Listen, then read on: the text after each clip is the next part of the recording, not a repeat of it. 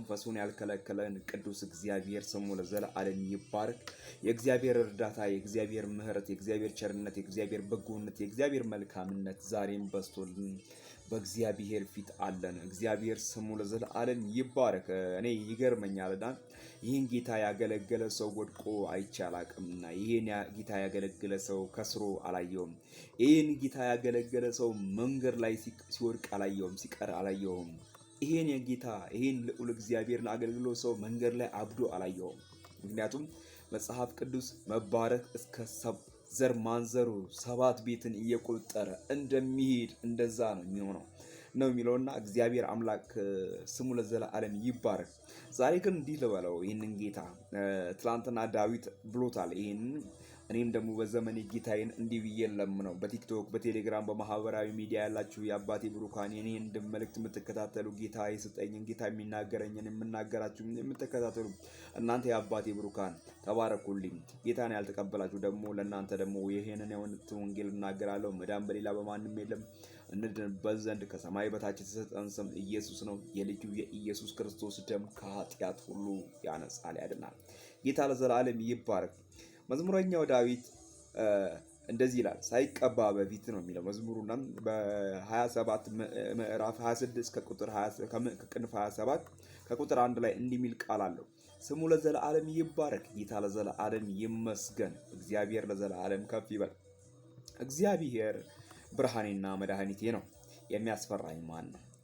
እግዚአብሔር የሕይወቴ መታመኛ ነው፣ የሚያስደነግጠኝ ማን ነው? ክፉዎች አስጨናቂዎችን ጠላቶቼም ሥጋዬን ይበሉ ዘንድ በቀረቡ ጊዜ እነርሱ ተሰነካከሉ፣ ወደቁ። ሰራዊቱም ቢሰፍርብኝም ልቤ አይፈራም። ሰልፍ ቢነሳብኝ በዚያ እተማመናለሁ። እግዚአብሔርን አንዲትን ነገር ለመንኩት፣ እርሷንም እሻለሁ፣ ደግሞ በሕይወቴ ዘመን ሁሉ በእግዚአብሔር ቤት እኖር ዘንድ። እግዚአብሔርን አንዲትን ነገር ለመንኩት፣ እርሷንም እሻለሁ፣ በሕይወቴ ዘመን ሁሉ በእግዚአብሔር ቤት እኖር ዘንድ። ምን አይነት መታደል ነው!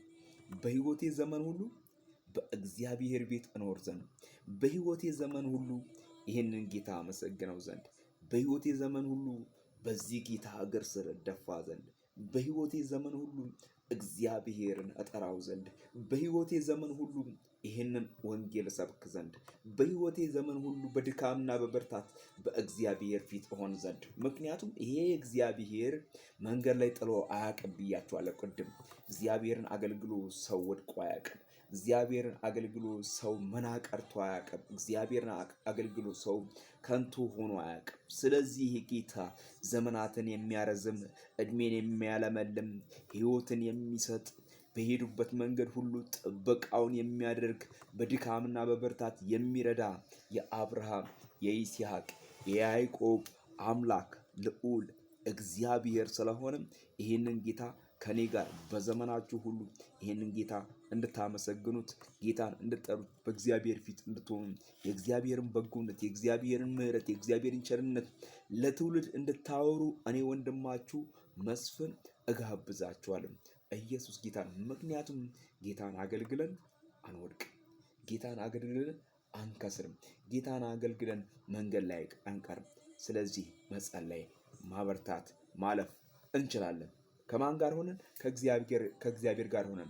እንዲህ ነው የሚለው ዳዊት፣ በሕይወቴ ዘመን ሁሉ በእግዚአብሔር ቤት እኖር ዘንድ እችን እሻለሁ፣ እችን እፈልጋለሁ፣ እችን እለምናለሁ። ስሙ ለዘላለም ይባረክ።